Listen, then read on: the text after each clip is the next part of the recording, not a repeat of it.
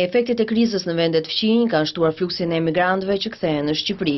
Vetëm për vitin që kaloi, Ministria e Punës ka regjistruar 1200 persona të kthyer për shkak të papunësisë në vendet ku jetonin për vite me radhë. Por numri mund të jetë edhe më i madh pasi një pjesë nuk janë identifikuar ose janë drejtuar shteteve të tjera europiane për të nisur një punë të re. Rreth 1200 emigrantë ishin vjet, 3 muajin e parë do të jenë rreth 80-90. Tendenca më e madhe nuk është që të vi drejt Shqipërisë, por është drejt vendeve të Evropës qendrore, pra drejt perëndimit. Për ta mbështetur këtë kërkesë të emigrantëve, sidomos në Itali dhe në Greqi, po në Itali kohët e fundit, kur shumë emigrantë shqiptarë dhe pas shumë kalimit të viteve kanë ngelur ilegal në Itali, por kanë mësuar profesion, kanë mësuar gjuhën, ata do jenë dhe kontingjenti i parë që të paktën në përzgjedhjen e kooperacionit italian do të jenë më të kërkuarit dhe janë më të kërkuar në bazë të kërkesave.